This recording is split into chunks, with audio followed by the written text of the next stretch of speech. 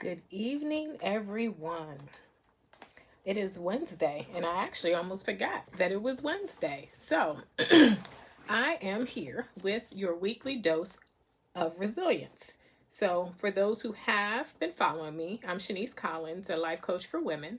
And for those who have just encountered me, I come here every Wednesday with a weekly message, and it could be personal or professional development, it could be motivational, but you always walk away with some strategies that you can use. So this week we're going to talk about best practices for developing a winning mindset. As I talked about last week, it all starts in the mind. And when our mind isn't right, when our mind is focused in all the wrong directions, then it sets us up to not achieve the things that we say we want to achieve. So your mind impacts your thoughts, but it also impacts your speech. It impacts how you do things. So it's important that if you want to succeed and if you want to be able to achieve many of those things that you are dreaming or desiring to do, that you have a winning mindset. So I won't be before you long, but we will go over these pretty quickly. And I do have some notes here to make sure I don't miss any. So now, a winning mindset is one which is the can-do attitude. It's not the negative self-talk of the I can't, I won't, they won't pick me, I'm not qualified. It's not that mindset. It's the I can, I will, I must, I am. It's those positive things that you're willing into existence. And remember, you can have thoughts and actions, and they need to be on the same page. So you can't have, a negative thought and think you're going to have a positive action. So it's important for those things to be aligned. So we're going to talk about how you get that winning mindset moving. And these can become daily habits. And, it takes 21 days approximately to build or to create a habit. So if you can do these things consistently over time, then they will become natural to you and you will notice a change. And the people who are around you will notice a change as well. So about that winning mindset, a lot of this is like a reconditioning, so to speak. You know how you've seen movies, or you may have heard someone say they've been brainwashed. Well, you almost have to brainwash yourself from what you're used to what you want to aspire to be, or what you want to believe about yourself. It's almost as if you have to reintroduce yourself to your new self with this winning mindset. So the first thing I want you to do is understand how the brain works. The brain is a fascinating part of our body, and we typically don't know a lot about it, but we are able to make changes in our brain waves. Now, you can change your neural connections that exist now. You can change what you have in there now, and you can do that by creating new ones. It's just as simple as that. So it's like you get rid of the old and you put in some new. So think about, you change your sheets, something that you do on a regular basis. You take off the old and you put on some new. So you're going to take away that old thinking, that old mindset, that old can't do attitude, and you're going to replace it on a consistent basis with something that is new, with something that is fulfilling, with something that is allowing you to thrive and strive and be fulfilled, and something that is going to help you help others. Because remember, I told you before, if you have gifts and talents, knowledge and abilities, it was not given to you for you to only use. It was given to you to use with others. We should not be selfish with what we have. We should always be sharing it with others so that they can build and they can thrive and they can be motivated. So you can change those neural connectors and start to develop a winning mindset. Number 2, you have to use your subconscious mind to your advantage. There's a lot of subliminal messages that float around in our minds, and they can cause us to stray in our thoughts. So you have to watch what those subliminal messages or the subconscious messages are in your head, and you'll notice the triggers for them. And when you notice that, then you have to work on changing those. But you can also change that subconscious. You can be very powerful with that. And that can help you with developing that winning mindset as well. It's like programming something. So think about You know, back in the day, you had to program the VCR to record something, where now, you know, it's so easy. You hit a button or you're talking to the remote and you just say record and it goes and it does that. But you have to program your mind. So you have to program the subliminal as well as that active mind. Then you have to decide what you want. So, you know, do you want to live in lack? Do you want to live in a place where you're not satisfied, where you're not fulfilled? Do you want to just always wonder if you're doing the greatest thing that you could be doing with your life, or if there is more? Instead of always wondering, why don't you just flat out have a conversation with yourself and decide, what do you truly want? And then start to align your thoughts and that winning mindset towards you achieving what it is you want to have. Now, this one here is big. You need to create a why statement, which contains the real reason why you want to achieve something. So we can say all day long, you know, how many people have said, I want to win the lottery. Well, yeah, anybody would want to win the lottery. Even a rich person would want to win the lottery. However, why do you want to win the lottery? Is it just to spend all the money frivolously, or is it actually because you'll get the money and you'll use it to help the homeless, or to help the people who need food, or to help children go to college? You know, what is your why behind it? So for whatever it is you want to achieve, you have to have a why statement behind it. Just saying, I want to do X, without having something to back it up, without having something to push you to actually work on getting to it, then you're not going to do it. It's just going to be a thought that every now and again you'll put some effort behind it. But if you truly assign your deep reason as to why you want that thing and what the thing is, then more than likely you'll actually put the effort in that's necessary to get to it. Those whys also have to have goals assigned to it. And, you know, I'm always talking about those SMART goals. So it can't just be, oh, well, I'm going to go back to school. It has to be, I'm going to go back to school next spring and I'm going to pursue a degree in whatever it is you want to pursue the degree in. But the point is, you know what the goal is. You have set a time for it. You're not setting a goal that's not achievable. You're not setting something that is just too lofty. You have it time bound.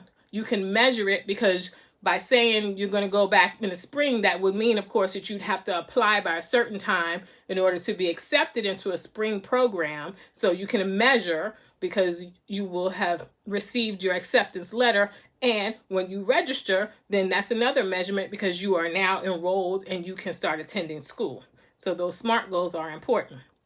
Create a plan. You know, a dream without what do they say? A goal. A dream is just something that you spoke. But when you have a goal and a plan, then that's something that you're actually going to do. So we all have dreams. And every dream doesn't become a goal or a plan. However, if it's something that you really want to do, then you need to have a plan to go with it. A goal without a plan, you're not going to go too far with that, because you have to have action. There has to be movement. There has to be motivation. There has to be some activity. You can't just speak it into existence, because if it was that easy, then there's a whole lot of things that I could speak into existence and it would be so. But that's not the kind of power that I have. I only know one who has that power. And until he speaks certain things into existence for me, I'm going to have to keep on working towards the things that I would like to do. And controlling your thoughts. And we know an idle mind can create some terrible thoughts. We have past memories that leave thoughts in our head. We have past experiences, or just things that we've heard over the years that we hold on to, and we have to start letting that stuff go. I've talked about forgiveness, forgiving yourself, forgiving others, so that you can get unstuck. Because when you stay in that zone of, well, that happened and the woe is me, and well, if I do that, then it's not going to work out, because I know what that looked like when I tried it 25 years ago. Well, that was 25 years ago. Get over the thing from 25 years ago. We have to stop living in those places that don't serve us anymore. It's not helping you to be holding on to whatever that thing was that happened. It's not helping you to hold on to those thoughts, because all they're doing is keeping you bound. If you want to move forward, if you want to be fulfilled, if you want to create action and just do it, do it like Nike, then you got to let go of those thoughts and those actions and those feelings and those people. Even sometimes you have to, distance yourself from people. If the person is more harming or it's more toxic to be in a relationship with the person, then you need to let it go. I can't tell anybody to quit a job, because I'm not going to tell myself to quit a job. However, if you're working in an environment and you are absolutely miserable, the only person that you really have to have a discussion with about that is you, because you're continuously going into that place, or considering now most of us are working virtually, but you are sitting in that place where you're the one who can make a change. You can make a decision of, I don't want to work in this department anymore because maybe you don't align well with your boss, or that the company they don't speak to your values. They don't align with what you stand for in life, and it just doesn't feel right for you anymore. So then it's time for you to look for another job. But you have to take those actions, and you have to tell yourself that it's okay. It's okay to make changes. It's okay that people are going to talk about you because you're different. They're going to talk about you when you're like them. That's just what people do. They talk about other people.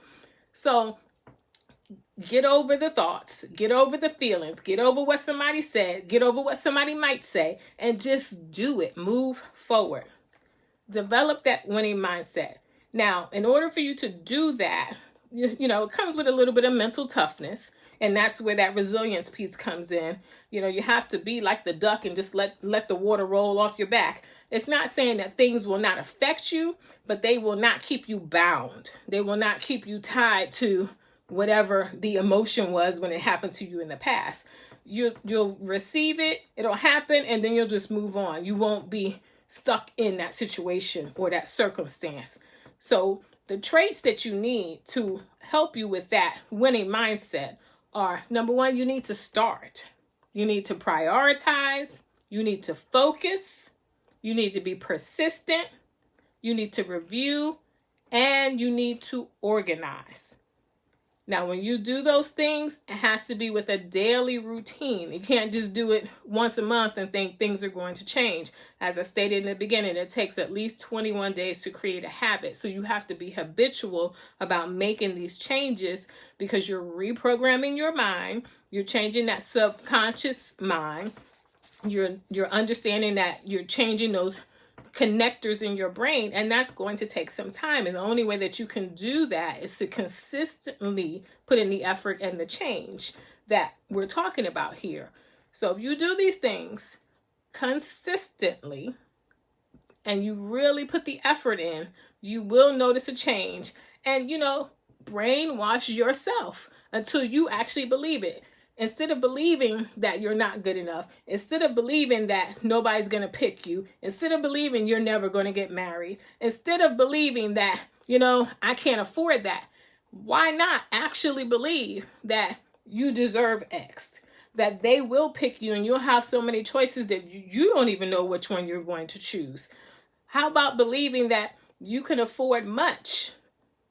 Start developing a wealth mindset. Instead of developing a lack mindset, you can will yourself into positive thinking, into positive activities, into positive actions, and into a winning mindset. Stop putting all of this negativity on yourself, on your life, on your children, on any circumstance that you have. Stop putting that on yourself, because you're speaking that stuff into the atmosphere, and the atmosphere, your brain, those connectors, the subconscious, they're picking that up. How about you change all of that and start speaking the positive, the possibilities, the opportunities, instead of the obstacles and the challenges? Speak the good, and you'll notice that change.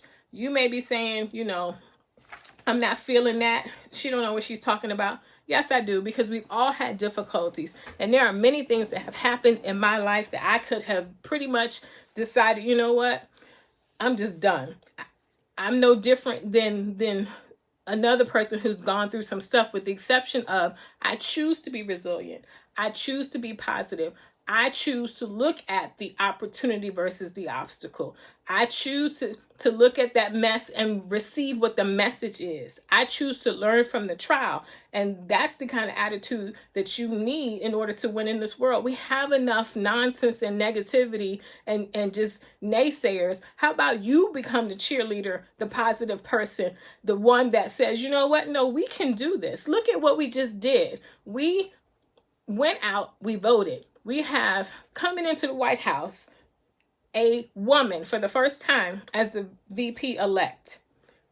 We can do things. We just have to take action. We have to have the right thoughts, the right organization, the right plan, and the right attitude. So work this winning mindset if you want to see some change for yourself, especially in 2021. Everybody's wishing 2020 away, but why wish it away if you're just going to turn around and do everything that you did in 2020?